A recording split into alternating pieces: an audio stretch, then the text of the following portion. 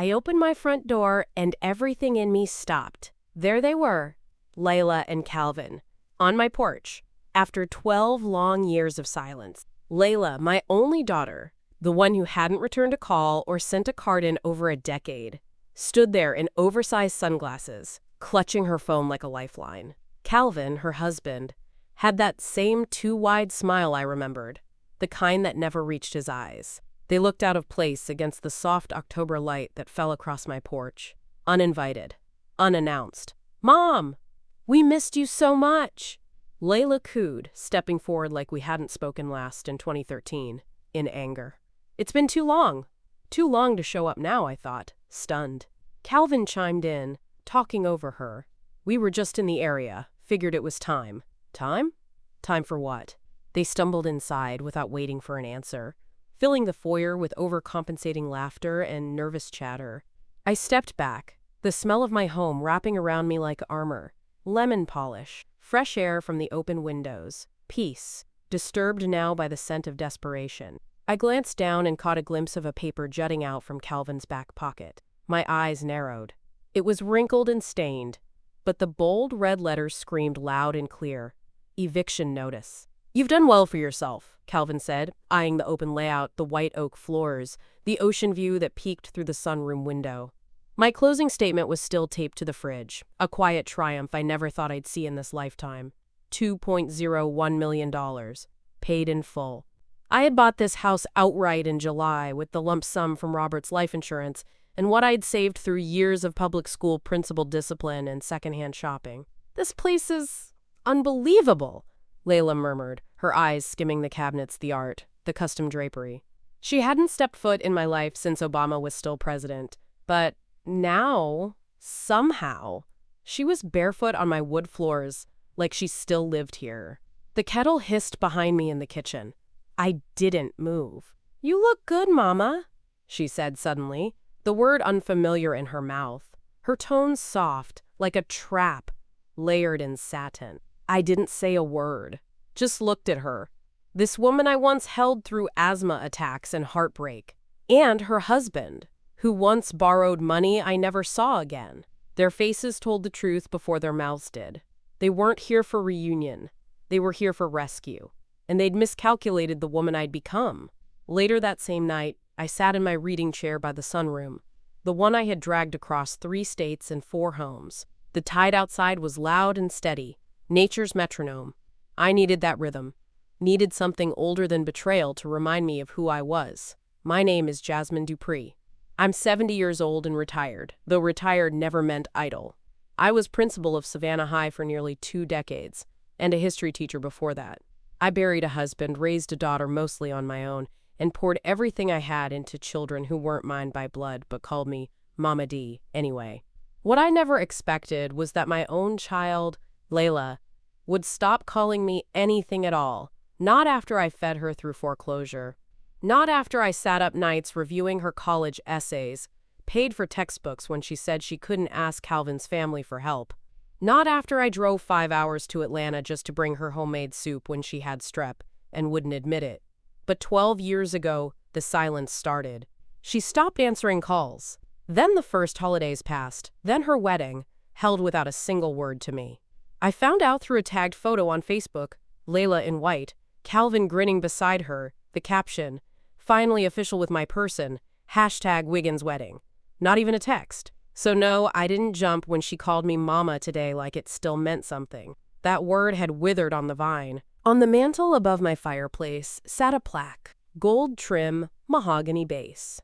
Savannah High School, Jasmine Dupree, Principal, 2003 to 2022. I kept it there as a reminder. I led hundreds of young people, balanced budgets with less than scraps, survived school board turnovers, and disrespectful parents. I earned every wrinkle on my hands, every sleepless night. When Robert passed in January 2022, heart failure, sudden, I mourned deep and quiet. His insurance policy, $420,000, was more than I expected. I used it like he would have wanted. Bought this house on Tybee outright, something stable, something mine. My pension brings in $4,320 a month. I don't owe a soul. So as I looked at Layla, curled on my couch like she never left, and Calvin pacing like he was sizing the place for resale, I felt no need to fill silence with softness. Let them stew. They had shown up because they needed something. But I was not the same woman they left behind. 3 mornings a week, I walk the beach before sunrise. Not for fitness or steps or any other tracked thing, just for the salt in the air, the silence of being small beside something so wide. The gulls announce the sun before it peaks up like a coin from the edge of the Atlantic. Tybee shoreline is quieter after Labor Day. The tourists trickle out. The locals return to rhythm. I nod to the same joggers, past the same tide-washed logs. I know where the sand shifts, where the shells gather like offerings. That stretch of sand has seen me through grief and joy, but mostly through solitude, the kind you earn, not suffer. I have a routine: tea on the porch, mail at 11. Pottery class on Thursdays at the Tybee Island Community Center. I run it now. Just a small group, 5 women, 1 retired dock worker with a sense of humor so dry it cracks like raku glaze. We sign in by hand, and my name always sits at the top. Jasmine Dupree, instructor. I like being needed. I like being wanted when it's honest. My HOA dues, $260 a month, are always paid early. I keep the receipt magneted to the fridge next to the picture of me and Robert on River Street back in 2010. He had just retired. His shirt was too big. The wind had him grinning lopsided. I almost deleted it once. I'm glad I didn't. After class last week, I lingered behind to talk to Pastor Lenore. She runs a grief circle and coordinates rides for shut-ins. I don't attend church every Sunday, but I tithe, and I listen when Lenore speaks. She has that calm, cracked glass voice that says she's seen everything, and maybe forgiven most of it.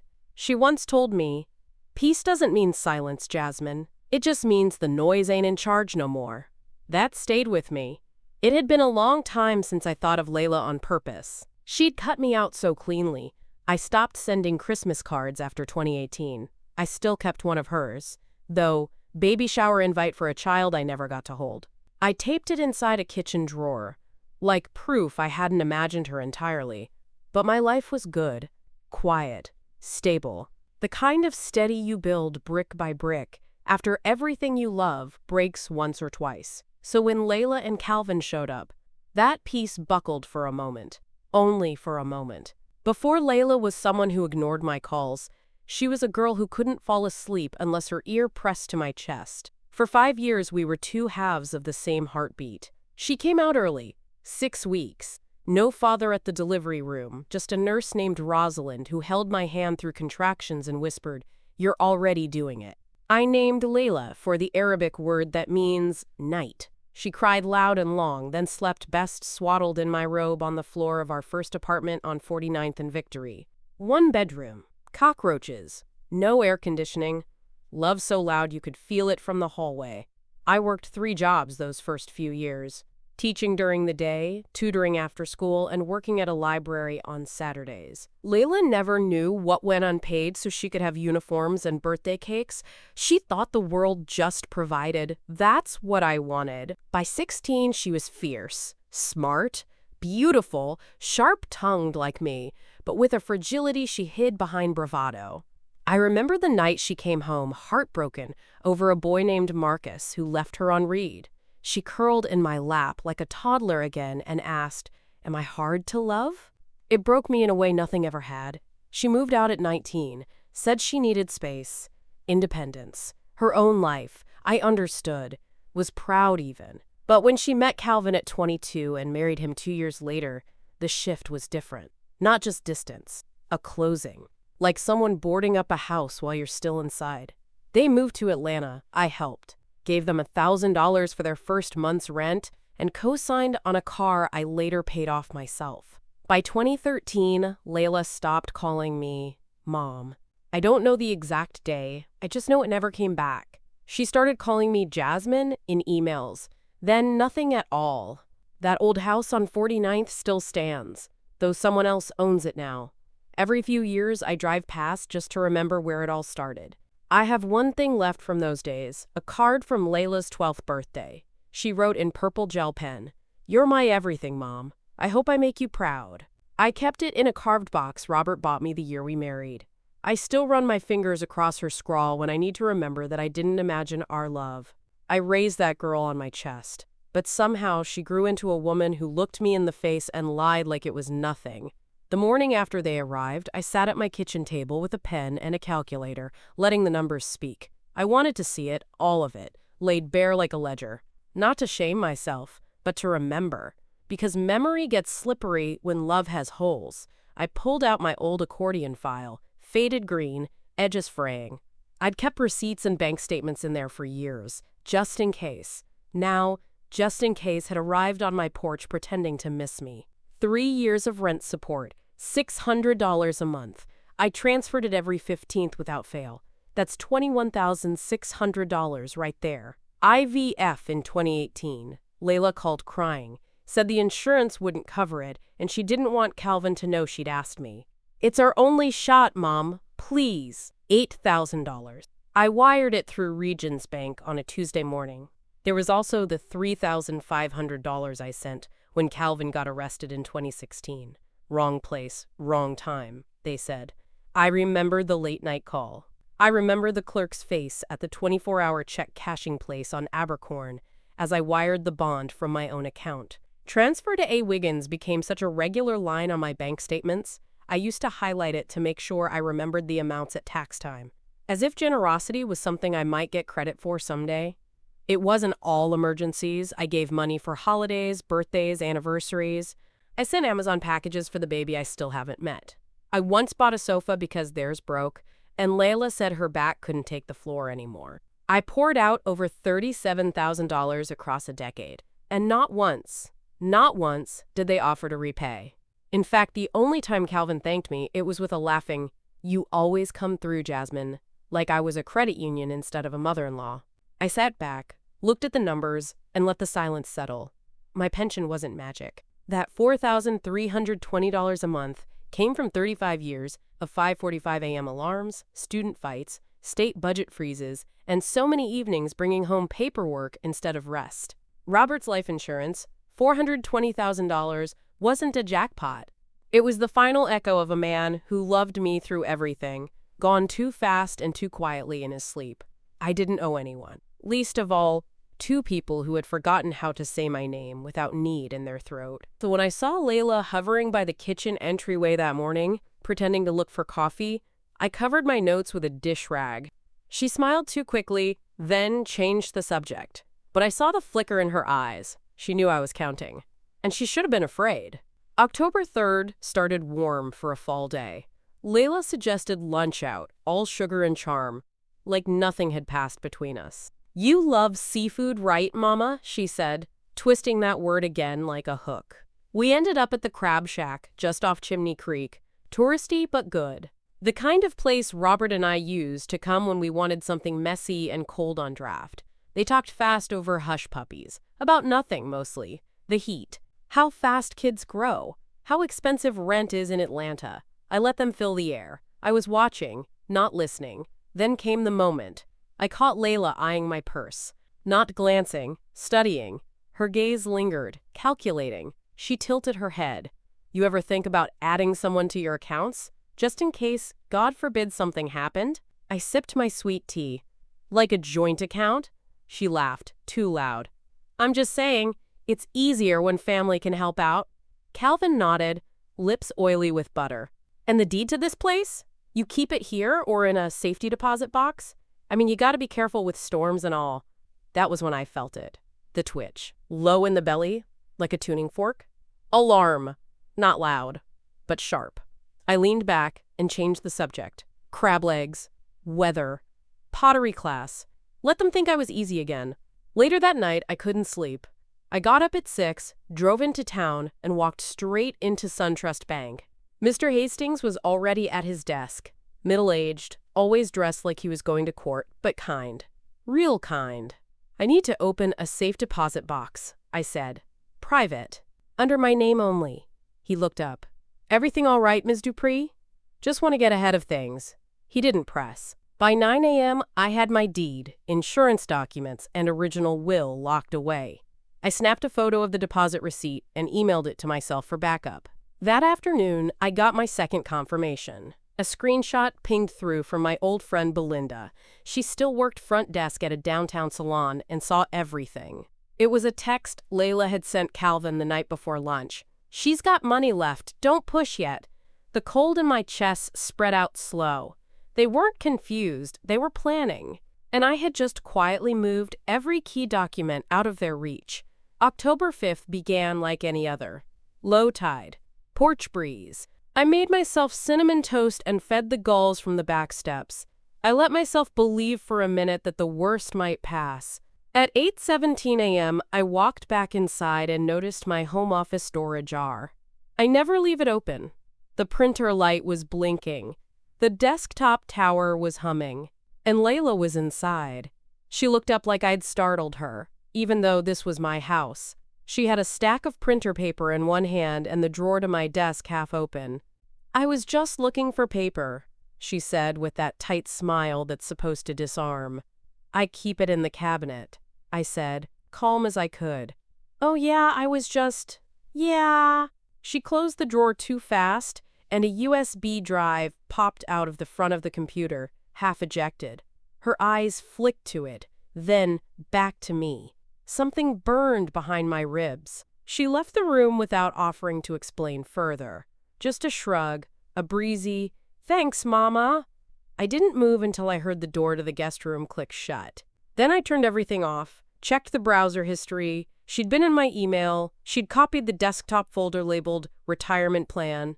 She didn't know I kept real copies elsewhere, hard ones, locked away. Still, it took me a while to catch my breath.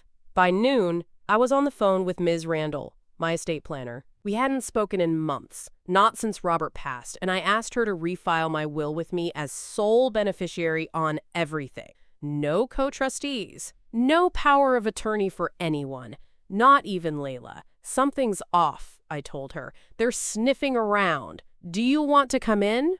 "Not yet. I just need you to confirm the files are safe on your end, and I may need to update access levels." She paused. "Ms. Dupree, has anyone tried to obtain your financial documents without permission?" "They're not asking, Doris. They're looking." We hung up after 10 minutes, and she promised to email a duplicate of my life insurance confirmation, just in case. That night, I opened Layla's suitcase while she was in the shower. The zipper caught halfway on a loose shirt. Inside, my missing life insurance statement. The one from 2022 with the $420,000 payout figure circled in blue ink. She hadn't just seen it, she had taken it. That was the moment I knew I wasn't dealing with family anymore. I was dealing with opportunists in kin's clothing. October 6th, just after 9. I was halfway through folding laundry when my email pinged with a forwarded message. Calvin's name in the from line. The subject, listing prep for 4412 Seaglass Drive. I opened it and went still. It was a detailed message from a Savannah Realty agent I'd never met. They'd attached an appraisal report and an itemized list of minor repairs recommended for sale readiness. The language was polite, professional, presumptive. And nowhere was my name mentioned. I stared at the screen, heart cold and flat. Calvin had accidentally hit my email instead of his own. The forward button doesn't lie. I walked into the living room, holding the printed email like a scalpel. Layla and Calvin were watching some renovation show, popcorn bowl between them like they hadn't just tried to sell a house that wasn't theirs. I stood silent in front of the screen until they looked up. Calvin smiled, clueless, or pretending. "What's up?" I handed him the email, didn't say a word. His eyes moved too fast across the page. Layla leaned over his shoulder and froze. "Oh," she said, drawing it out. "That must have, that's not real." "Not real," I said, my voice calm and low. "Because Savannah Realty thinks it is." "We were just exploring options," Calvin added quickly. "It's just an estimate, nothing binding." Layla jumped in, talking fast. "You said the maintenance here was a lot. We figured if you wanted to downsize." "I didn't say that," I interrupted. "I said the plumber was late. That's not the same as wanting to sell my house." Silence. The popcorn sat between us, cooling. I wanted to laugh at the absurdity of it, How soft and ordinary this moment looked, how sharp it truly was. I see, I said finally. So you've been planning a sale, without me? No. Layla's voice pitched high. We were just thinking ahead, like family should. I stepped back. I needed space. By 2 p.m., I was at the Tybee Police Department. Not to press charges. Yet. But I needed eyes on this. Detective Singh listened carefully. He didn't take notes, but he didn't interrupt either. I'm not opening a case, I told him. I just want a name to call if things escalate. You think they'll try something? They already are. He gave me his card and a firm nod. If it crosses into forgery or unauthorized listings, call me directly. You're not alone, Ms. Dupree. That night, I locked the house and sat by the sunroom window with Robert's robe around my shoulders. This wasn't just family tension anymore. It was premeditated. And I had the email to prove it. October 7th opened soft and deceptive. Sunlight filtered through the curtains like nothing had happened. At 8:30 a.m., Layla knocked on my bedroom door. She sounded like a child. We made breakfast. I almost didn't answer, but curiosity pulled me out of bed. Downstairs, the table was set with fake perfection. Store-bought croissants, slightly burnt scrambled eggs, a half-dead bouquet in a mason jar. Calvin wore a too-tight polo shirt and his best expression of innocent sincerity. Let's reset, Layla said, eyes glistening. Please, Mom, that word again. Performing intimacy. She slid a folded piece of paper across the table. A budget, she explained. We're trying to be more transparent. We want your help, but only if you feel comfortable. We can do this together, like family. The paper was scrawled with imagined numbers. Loan from house sale equals $400,000. Then beneath that, new place for Mom, circled in red ink. Another column listed Europe flights, startup investments, Calvin's consulting pivot. I didn't touch it. Instead, I looked at Calvin's phone, left on the chair beside him, screen still lit. He was sloppy. Again. I picked it up without asking. They froze. The screen showed an open browser. Zillow. Zip code 31328. My street already loaded. 3 tabs open. 2 beach homes for sale. One titled, Next Move? Still just exploring? I asked. Layla opened her mouth, then closed it. I placed the phone gently on the table and turned to the window. The waves were loud today, tide coming in strong. After a long pause, I reached for my own phone. I texted Pastor Lenore one line. Can we meet today? Her response came instantly. Of course. 3 p.m. church office? Yes, I typed. Please. I stood. I'm going to see someone who tells the truth. Layla looked up, brow furrowed. Who? But I didn't answer.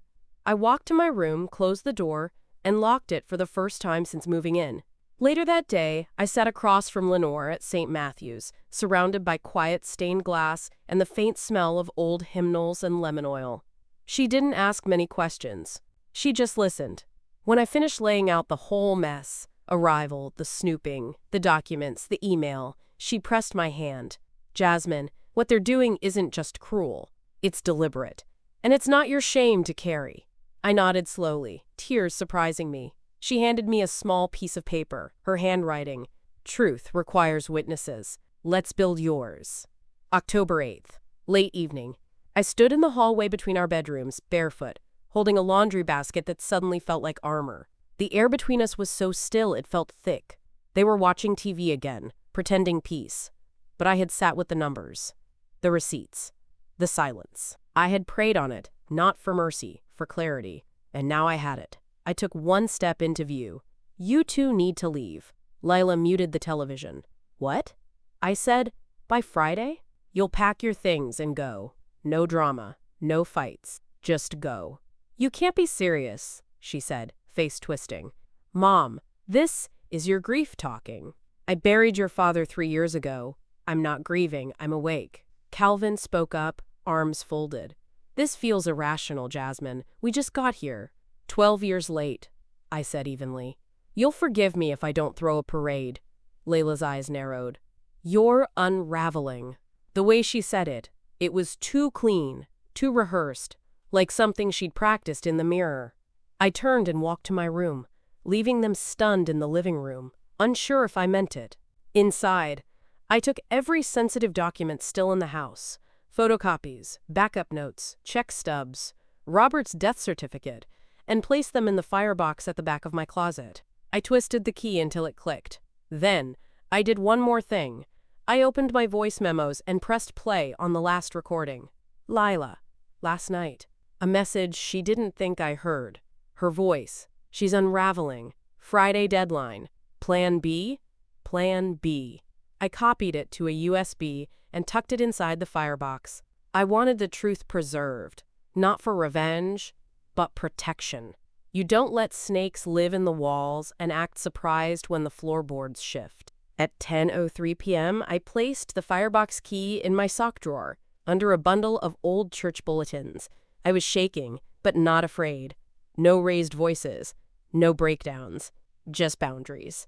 In the hallway, I heard Calvin sigh and Layla whisper something sharp.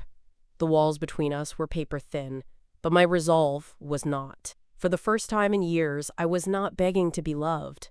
I was removing access. And Friday was coming fast. October 9th, morning.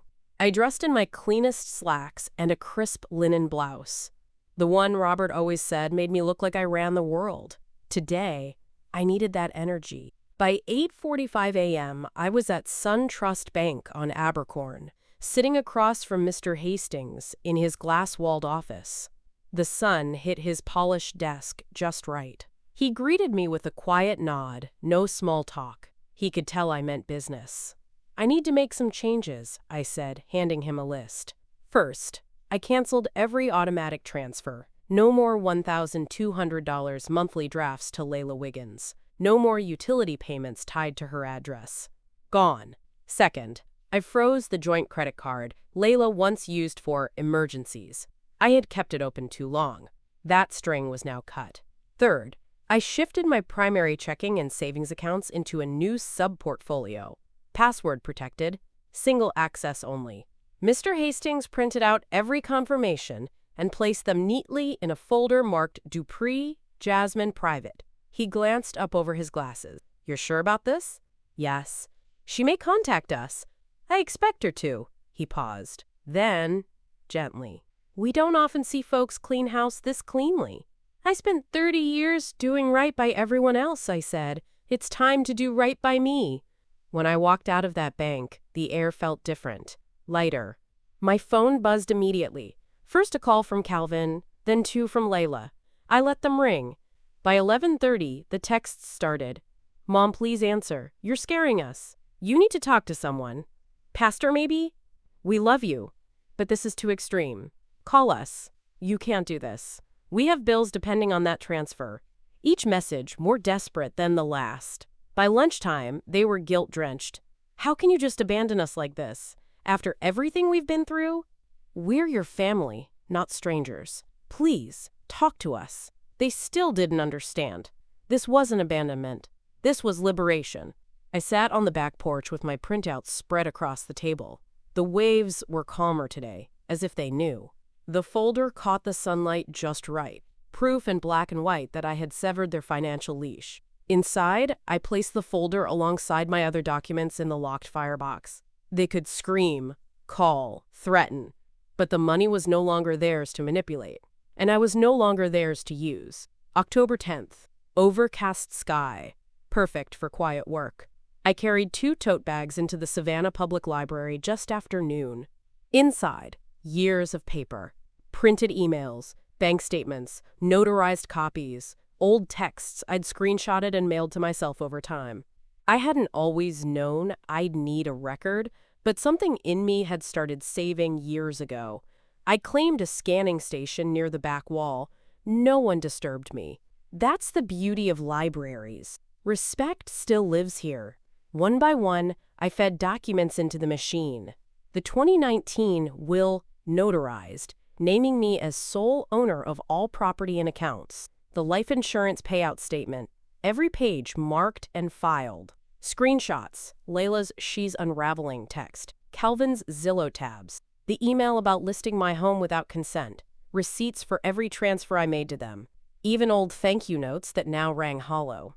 By 3 p.m., I had created a Google Drive folder titled inheritance proof. I shared it with exactly 2 people, my estate planner, Ms. Randall, and myself. I also made a backup copy on an encrypted USB and labeled it in bold Sharpie JD Legal/2025. That one went straight into the firebox when I got home. I didn't just want to protect my assets. I wanted proof. I needed a timeline, a story no one could argue with when the time came. And the time was coming. When I returned home, I discovered Layla had deleted several conversations from my phone, texts that painted her in a light she couldn't control. But she was too late. I already had screenshots, timestamped, archived, cross-referenced. You learn how to track patterns when you've spent your life analyzing behavior. I wasn't new to this. I'd counseled troubled students, documented teacher misconduct, survived 5 superintendents. This wasn't my first dance with deceit. I texted Ms. Randall before dinner. Backups complete. Drive shared. Her reply was instant. Received. My archive has a duplicate. You're covered, Jasmine. That night, I watched the ocean under a cloud-split moon and felt something shift. I wasn't bracing for battle anymore. I was building my case. October 12th, Sunday after service. St. Matthew's basement hummed with the slow click of folding chairs, coffee urns hissing in the corner. This wasn't a place for dramatics, just good sense, sanctuary, and strategy. I'd called a meeting. 3 people. Pastor Lenore, moral witness. Ms. Randall, legal mind. Mr. Hastings, financial protection. Each of them had already played a quiet role in my defense. Today, we came face to face, around a scratched old folding table beneath a portrait of Harriet Tubman. I laid out my plan. Calm, plain-spoken. No histrionics. They're not confused, I said. They're cornered. And now, they're dangerous. Pastor Lenore clasped her hands. You're not wrong. But they're also desperate. That's when folks get messy. Which is why we tighten everything before Friday, I said. I handed out copies of my paper trail. 3 binders, A through C. Ms. Randall flipped through the pages, nodding. You've got the timeline, the financials, the motive, Mr. Hastings added. And the revocations are in. Transfers canceled. Account access restricted. I flagged suspicious inquiries. I exhaled, felt the weight redistribute. I wasn't alone anymore. Then Ms. Randall opened her briefcase and slid across a form. I knew what it was before she spoke. Revocation of power of attorney, she said. We filed a limited POA back in 2020, just for emergency health care. If they try to misuse it, we need it canceled publicly. I signed it without hesitation. I'll refile it tomorrow, she said. And I'll update the will to include that only you can amend it. Lenore pulled out her phone and took a photo of the 3 of us. Binders spread like a chessboard. We'll need witnesses eventually. This is documentation. I nodded. We weren't just planning anymore. We were anchoring. By the end of the hour, roles were assigned. Lenore would be present for any confrontation, to ensure no manipulation or twisting of words. Randall would handle all legal filings and appear at the HOA, if needed. Hastings would keep my financial firewall sealed. We'll go as quietly as we can, I said. But if they force the moment, if they make it public, then we meet them there, fully lit, receipts in hand. All 3 nodded. We stood in a soft triangle of resolve, middle-aged and older, steady as iron. There's a moment in every storm when the sky doesn't just threaten, it breaks. I knew that moment was close, but I also knew this. When it hit, I'd have witnesses on either side of me. October 13th, the quiet before the cut. At 6:45 a.m., I laminated a single sheet of paper and taped it to the fridge. Thick block letters, bold and unmistakable. Notice of vacate 2, Layla Wiggins and Calvin Wiggins re. Temporary stay at 4412 Seaglass Drive. You are hereby given written notice to vacate the premises by Friday, October 17th, 2025, 5 p.m. Failure to comply will result in immediate intervention by local law enforcement. It ended with my signature and today's date. They'd try to twist it, of course, claim I never said it. That's why I printed a second copy and sent it via certified mail to the guest room. Signature required. Calvin signed for it with a smirk and tossed the envelope on the counter like it was junk mail. I took a picture of that, too. By noon, I'd emailed a copy to the Tybee Island HOA board and our neighborhood liaison, Officer Dobbs, just a heads up. Dobbs replied within the hour. Civil standby available if needed. You call, I come. At 4:12 p.m., a chime pinged for my security system. I checked the feed on my phone. There was Layla, standing in the kitchen alone, staring at the notice. She didn't tear it down. She just stood there, reading it, breathing hard. I could almost see her brain flipping through options. That night, Calvin tried a different tactic. He leaned against the doorframe while I watered my plants. You know, Jasmine, he said, all velvety patience. You're making this a lot harder than it has to be. This is your chance to be generous, to make peace. I am being generous, I replied. I'm giving you until Friday. He stepped closer. We could go public, you know. Say you're unstable, confused. You already told Lenore you were overwhelmed. I didn't blink. She also has a folder thicker than a phone book proving I'm not. He shrugged and walked away, whistling. That's when I knew we were officially past subtlety. At 8:53 p.m., I received an email from the HOA confirming delivery of the notice. Attached, a still from the security cam showing Layla reading it. Timestamped. Witnessed. I wasn't flailing anymore. I wasn't begging. I was documenting. Friday was no longer a deadline. It was an exit. October 14th, 3:15 p.m., Tybee Island HOA Hall. Monthly meeting. I was mid-sentence, going over the updated seawall inspection bids, when the side door slammed open. Layla, wearing a stiff navy blazer she hadn't owned 2 days ago. Hair pulled back tight, no warning, no smile. She walked straight to the front like she had business. I need the floor, she said, turning to the dozen homeowners seated in fold-out chairs. Ms. Wiggins, said Mr. Gilmore, the HOA chair, raising a hand. This isn't open forum.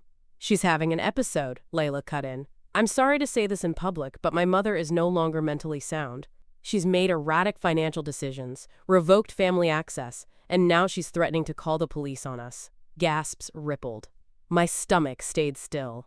She held up a folded piece of paper. This is a healthcare directive, signed by Jasmine Dupree in 2020, giving me full authority if she becomes compromised. I didn't move. Let her finish, I said quietly. Layla turned toward me, triumphant. I don't want to shame you, Mom, but this is getting serious. You need rest. We need to talk about supervised care, not evictions. I opened my purse, slow and deliberate. From inside, I pulled my binder marked B, flipped to tab 3, slid out a notarized directive, signed July 2020, updated March 2023. This is the real one, I said, holding it up, signed in front of a witness. Filed by Ms. Randall. I looked at the one in Layla's hand. The signature on your copy doesn't match my legal documents. And the notary you listed moved to North Carolina in 2021. The room fell pin-drop silent. That's when the door opened again. Ms. Randall. On time, like always. Her heels clicked against tile. She walked straight to the table and laid down a manila envelope. Original directive. Original will. Filed and stamped, she said.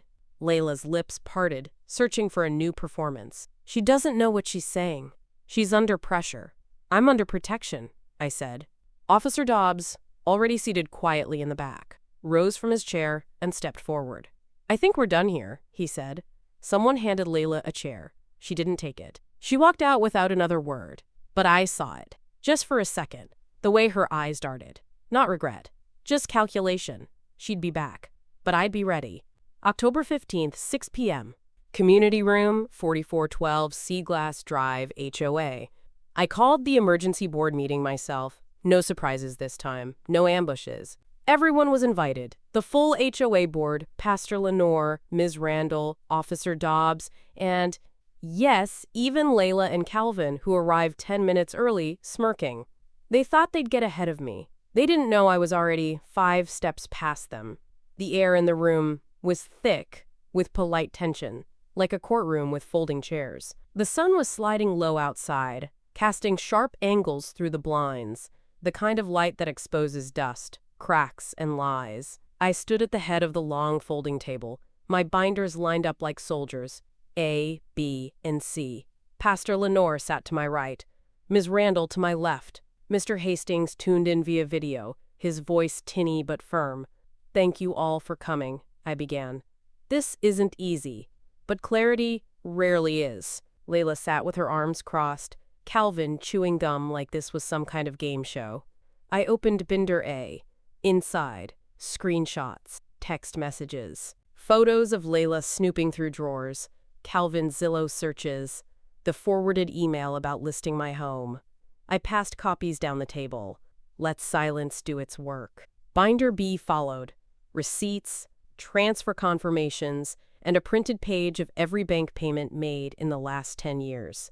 I gave out of love. But this, I gestured to the photos, the emails, the forged directive. This is not love. Binder C was last. The full forensic timeline Ms. Randall had helped me assemble. Cross-referenced, time-stamped, and notarized. I passed one copy directly to the HOA chair. This isn't just a family dispute, I said. This is attempted financial abuse. And it ends tonight. Calvin tried to interrupt. You're framing us. Deputy Wexler, who'd joined Officer Dobbs in the back, stepped forward. Sir, please wait your turn. That's when Layla laughed. Short, brittle. You think this will hold up anywhere? We're her family. Pastor Lenore finally spoke. And that makes it worse. Layla's face twisted. You're all being manipulated. No, Ms. Randall said coolly. You were. Until we documented every step. Deputy Wexler took out a clipboard. We're here to witness the evidence and confirm delivery of a formal trespass order, pending HOA vote. For the first time, Layla's smile slipped. She wasn't the one staging the scene anymore. I was. 6:34 p.m., same community room. All eyes on me. The binder sat open before the HOA board, a slow gasp building as each page turned. Ms. Randall passed around copies of the signature mismatch. Pastor Lenore kept quiet, but her presence grounded me. Wexler stood like a statue behind my chair. I've worked for 45 years, I said calmly. I built this home with my husband's memory and my own back. I've given to these two behind me. I didn't turn to look at them, more than most parents would. Calvin tried to laugh. She's dramatizing. You all can't just... Let her finish, said Mr. Gilmore, HOA chair. His voice cut through like a bell. I continued, unwavering. They forged documents, tried to list my house without my knowledge, accessed my personal files, and when I set boundaries, they called me unstable. Binder A, photos of the life insurance statement found in Layla's suitcase. Binder B, the Google Drive folder printout, inheritance proof. Binder C, the voice memo transcription. Lila's own words. She's unraveling. Friday deadline. Plan B? I passed the final sheet, a lawyer's letter drafted by Ms. Randall, down the table. It outlined formal trespass orders, effective immediately, pending board support. Deputy Wexler turned to Layla. Do you wish to contest any of this? Layla stood. I raised my child in this house. I took care of my father when she was too busy. And now I'm being painted as some kind of criminal? She turned to the room. She's lonely, paranoid. You're all buying into her narrative. I stayed seated. You didn't raise anyone, I said quietly. You left, and Robert paid for every hospital visit while you posted yoga poses from Miami? Gasps this time. Real ones. I have the bills, the statements, the receipts. Mr. Gilmore closed the last binder. The documentation is complete. Motion to honor the trespass order? One by one, hands rose. Wexler nodded. Effective. Immediately. Calvin stood, knocking over his chair. You'll regret this. She needs us. No, I said, looking at them both now. You need me. And that's the problem. Wexler stepped forward. Mr. and Mrs. Wiggins, you'll need to pack your things. Civil standby is outside. You'll have until 7:22 p.m. Layla opened her mouth, but nothing came out. I gathered the binders, calm and slow. It was over. Not with shouting. Not with tears. With proof. And the right people in the room. October 15th, 9:10 p.m. The moon over Seaglass Drive hung heavy and full, casting long silver lines across the porch. The wind off the ocean carried a different kind of hush tonight, cleaner somehow, like even the waves knew something had been settled. They were gone, escorted out quietly. No screaming, no fists, just the thud of bags down the front steps and a single choked sentence from Layla as she was walked to their borrowed rental. You'll never forgive yourself for this? But she was wrong. I had already forgiven myself. For every year I let guilt buy silence. For every check I wrote when what I needed was a boundary. For believing that motherhood required martyrdom. It didn't. It required clarity. By 7:22 p.m., the locks had been changed. Ms. Randall stood beside me while the locksmith finished, clipboard in hand. The new key was warm from the machine, small and silver, with smooth engraved letters, JD 4412. I held it like a prayer. We walked the house together, Ms. Randall and I, room by room, every drawer shut, every document accounted for. She double-checked the firebox, nodded at the sealed envelope with my trust title. The new deed, filed that morning, now rested in a folder marked Revocable Trust, Janice Dupree only. You're protected now, she said. Financially, legally, fully. I didn't cry. I didn't even sigh. I just stood in my own hallway and breathed the kind of breath that only comes after years of suffocation. I walked past Lenore to her car. She pressed something into my hand, an old hymn book with a note tucked inside. Peace, like a river. Inside, the air had shifted. The sunroom was quiet, the TV silent. The house no longer watched.